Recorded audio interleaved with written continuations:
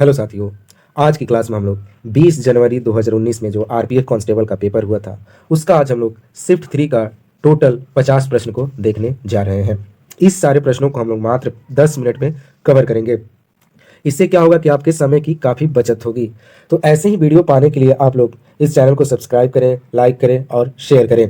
अगर आप इस 50 प्रश्न को एनालाइज कर इससे आप टोटल हर एक प्रश्न से हर एक प्रश्न से 50 प्रश्न बनाकर पढ़ते हैं तो 50 गुणे 50 टोटल आपका 2500 प्रश्न कवर हो जाएगा। एक सेट से आप 2500 प्रश्न कवर करेंगे तो आपका जीके काफी मजबूत हो जाएगा। मान लीजिए कि ये प्रश्न है कि भारतीय क्रिकेट का जनक किसे कहा जाता है, तो इसका आंसर तो रंजीत सिंह जी हो जाएगा। लेकिन आपको क्या करना है, भारतीय क्रिकेट से टोटल 50 प्रश्न बनाना है। आपको सर्च करके लिखना, जैसे कि वर्ल्ड कप कब कब भारत जीता, पहला शतक किसने मारा, पहला T20 शतक किसने लगाया, पहला टेस्ट शतक किसने लगाया, किसने हैट्रिक लिया है, किसने सबसे ज्यादा सेंचुरी मारा है। तो ऐसे प्रश्नों को खोजकर टोटल आप 50 प्रश्न बनाएंगे। हर एक प्रश्न से 50 प्रश्न बनाएंगे और उन्हें आप याद करेंगे। आप मेरा यकीन कीजिए, अगर आप ऐसा ये टोटल जो 48 शिफ्ट है, 48 शिफ्ट है, अगर आप 48 शिफ्ट को ऐसे ही कर देंगे तो आपका जीके 1-1.5 महीना में काफी मजबूत हो जाएगा। तो आप लोग ऐसा करने का प्रयास करेंगे। तो चलिए आज की क्लास हम लोग शुरू करते हैं। आज की क्लास का पहला प्रश्न है, भारतीय क्रिकेट के जनक कौन है? तो भारतीय क्रिकेट के जनक रंजीत सिंह जी हैं, भारतीय क्रिकेट के जनक। भारत ने अपना पहला विश्व कप 1983 में जीता था, दूसरा 2007 में जीता था जो कि T20 फॉर्मेट का था, और तीसरा 2011 में जीता। अगला प्रश्न है, निम्न में से कौन सी ग्रंथि इंसुलिन पैदा करती है? तो अग्नाशय यानी पैंक्रियाज जो है इंसुलिन पैदा करती है। अगला प्रश्न है, सांप्रदायिक निर्वाचन के जनक किसे कहा जाता है? तो सांप्रदायिक निर्वाचन के जनक लॉर्ड मिंटो को कहा जाता है। भारत का राष्ट्रगान कब अपनाया गया था? तो भारत का राष्ट्रगान 24 जनवरी 1950 को अपनाया गया था। अगला प्रश्न है, निम्न में से किस हड़प्पा स्थल में गोदी यानी डॉकयार्ड थी? डॉकयार्ड मतलब बंदरगाह। तो ये आपका लोथल में, हड़प्पा स्थल के लोथल में बंदरगाह पाई गई थी। अगला प्रश्न है, मसौदा समिति के अध्यक्ष कौन थे? तो मसौदा समिति के अध्यक्ष BR अंबेडकर जी मसौदा समिति के अध्यक्ष थे। अगला प्रश्न है, स्लाइडिंग घर्षण स्थैतिक घर्षण से के खाली स्थान होता है? तो स्लाइडिंग घर्षण जो होता है इस स्थैतिक घर्षण से छोटा होता है, कम होता है। अगला प्रश्न है, निम्न में से किसमें झिल्ली से बंधे कोशिका अंग मेम्ब्रेन बाउंड सेल ऑर्गेनेल्स नहीं होते? तो ये प्रोक्रियाटिक सेल में ये झिल्ली से बंधे कोशिका अंग नहीं होते।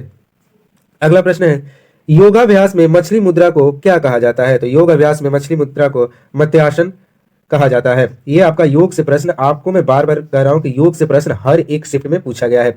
आपको ये टोटल जितने भी शिफ्ट है प्लेलिस्ट बना दिया गया है, आप हर एक शिफ्ट में जाकर सारे प्रश्नों को देखेंगे और योग वाले प्रश्न को अलग से छाट कर कहीं लिख लेंगे। उसको एग्जाम के एक रात पहले आप लोग उसको पढ़ के चले जाएंगे, हो सकता है उससे आपका 1-2 प्रश्न बन जाए। अगला प्रश्न है, निम्न में से कौन सी रबी फसल है? इनमें से रबी फसल बाजरा है, ज्वार, मक्का, चावल ये सब खरीफ क्रॉप्स है, खरीफ फसल है। अगला प्रश्न है, निम्न में से किस देश को सफेद हाथी का भूमि कहा जाता है? तो थाईलैंड को सफेद हाथी का भूमि कहा जाता है। अगला प्रश्न है, बुक्सा बाघ अभयारण्य किस राज्य में स्थित है? बुक्सा बाघ अभयारण्य कहाँ स्थित है? तो ये आपका पश्चिम बंगाल में स्थित है।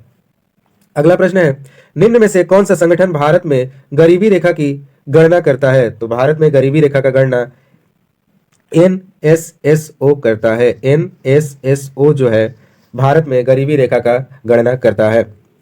अगला प्रश्न है, निम्न में से कौन grand old man of India के नाम से जाना जाता है? किसको? तो ये दादा भाई नौरोजी को grand old man of India कहा जाता है। अगला प्रश्न है,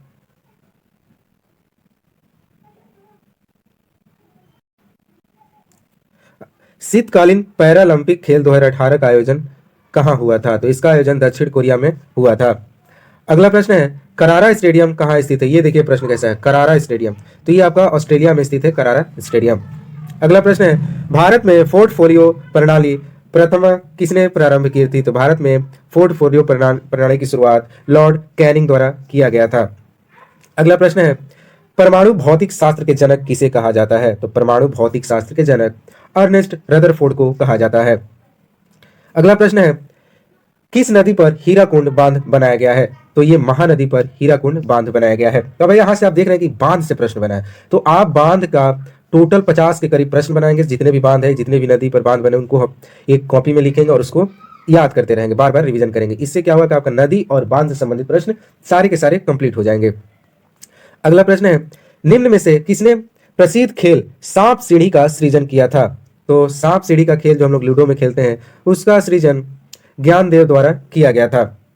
अगला प्रश्न है, पार टेरे पद किस स्पोर्ट्स खेल से संबंधित है? पार टेर, तो ये आपका कुश्ती से संबंधित शब्द है। अगला प्रश्न है, उरुग्वे की राजधानी कहाँ है? उरुग्वे की राजधानी आपका मोंटेविडियो है। उरुग्वे की राजधानी मोंटेविडियो। अगला प्रश्न है, शासी निकाय AKFI का पूर्ण रूप क्या है? तो इसका हो जाएगा एमेटियर कबड्डी फेडरेशन ऑफ इंडिया। अगर आपको याद होगा कि जब जो हम लोग आरपीएफ कांस्टेबल का पहला शिफ्ट देखे थे, जो एकदम शुरुआत में पहला शिफ्ट था, उसका पहला ही शब्द था कि AKFI जो है किस खेल से संबंधित है। तो वहां सारा ऑप्शन दिया था, क्रिकेट, फुटबॉल, कबड्डी, कुश्ती। तो वहां हम लोगों ने कबड्डी को सिलेक्ट किया था। तो आज देखिए क्या पूछ दिया कि इसका फुल फॉर्म पूछ दिया। तो इसका full form amateur kabaddi federation of India. तो आप यहाँ ऑब्जर्व कर रहे होंगे कि एक ही प्रश्न से अनेक प्रकार के प्रश्न बना बना के अगले शिफ्ट में पूछा जा रहा है। तो आप लोग हर एक प्रश्न को बारीकी क्लोजली उसको ऑब्जर्व करेंगे और उससे रिलेटेड सारे प्रश्नों को सॉल्व करेंगे। अगला प्रश्न है, सरकारी कर्मचारियों के चयन के लिए खुली प्रतियोगिता की प्रणाली का प्रारंभ किस अधिनियम में किया गया था? तो ये चार्टर अधिनियम 1853 में किया गया था खुली प्रतियोगिता का आरंभ। अगला प्रश्न है, वायु द्रव्यमान में उपस्थित जल वाष्प की मात्रा को क्या कहा जाता है? तो इसे आर्द्रता कहते हैं, ह्यूमिडिटी कहते हैं। अगला प्रश्न है, जब कर लगाने से मूल्य में अनुपातहीन वृद्धि होती है तो यह दर्शाता है आपका सोपानी प्रभाव। ये आपका इकोनॉमिक्स का प्रश्न बन जाता है।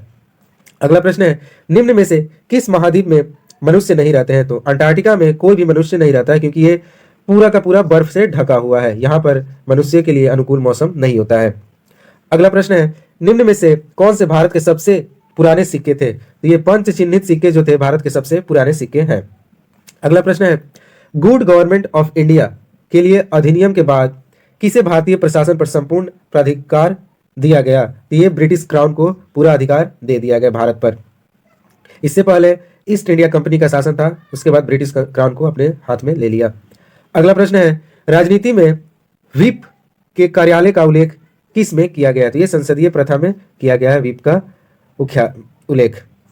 अगला प्रश्न है, निम्न में से किस अधिवेशन में महात्मा गांधी भारतीय राष्ट्रीय कांग्रेस के अध्यक्ष चुने गए थे? तो भारतीय राष्ट्रीय कांग्रेस के अध्यक्ष एक ही बार महात्मा गांधी चुने गए हैं, वो बेलगाम जो कि कर्नाटक में हुआ था, और ये 1924 में आयोजित किया गया था।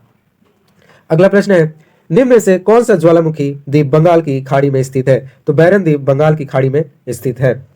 अगला प्रश्न है, सरकार वे कर लगाती है जो आय पर निर्भर नहीं है, उन्हें क्या कहा जाता है? तो उन्हें हम एकमुश्त कर कहते हैं।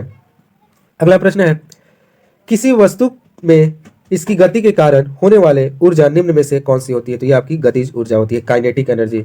1/2 होता है इसका mv²।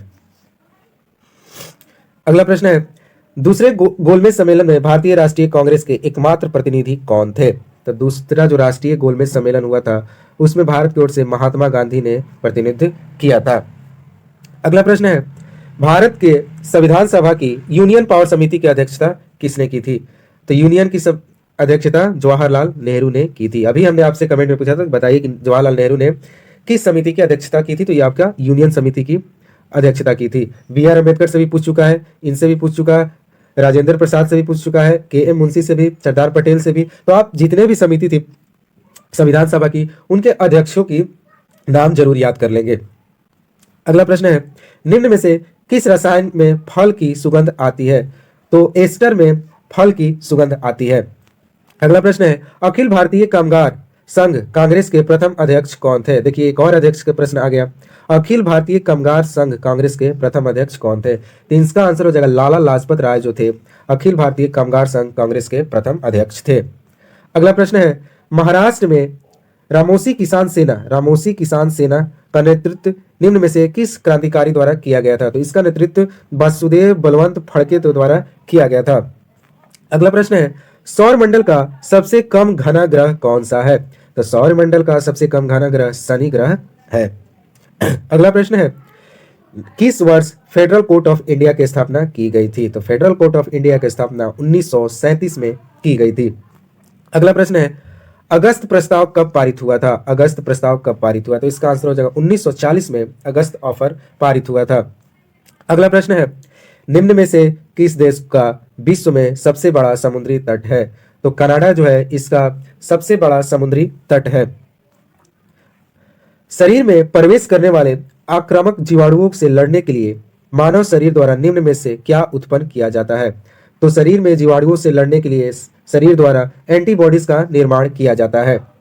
अगला प्रश्न है, प्रश्न संख्या 45, किस भारतीय समाज सुधारक ने सती प्रथा के उन्मूलन के लिए आंदोलन चलाया था? तो ये राजा राम मोहन रॉय द्वारा सती प्रथा को खत्म करने के लिए आंदोलन चलाया गया था। अगला प्रश्न है, स्तूप क्या है? स्तूप क्या है? तो ये समाधान टीला है।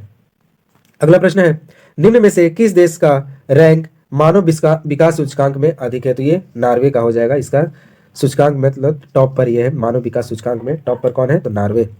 अगला प्रश्न है, जनगणना 2011 के अनुसार भारत में कौन सा राज्य सर्वाधिक जनसंख्या वाला राज्य है? तो ये आपका उत्तर प्रदेश हो गया। जनसंख्या से प्रश्न पूछ चुका है कि क्षेत्रफल की दृष्टि से कौन सबसे बड़ा राज्य है, घनत्व वाला भी पूछ चुका है, और ये आज जनसंख्या वाला पूछ चुका है। क्षेत्रफल वाला राजस्थान और घनत्व वाला बिहार हो जाएगा। अगला प्रश्न है, मुद्रा आपूर्ति में M1 का घटक निम्न में से क्या है? तो M1 की घटक जो हो जाएगा मुद्रा प्लस जमा राशियां जो है M1 का घटक है। अगला प्रश्न है, जो कि लास्ट प्रश्न है आज की क्लास का, फसल के समर्थन में सरकार द्वारा निम्न में से किसकी घोषणा की गई थी? तो ये MSP की घोषणा की गई थी, न्यूनतम समर्थन मूल्य, मिनिमम सपोर्ट प्राइस की घोषणा की गई थी।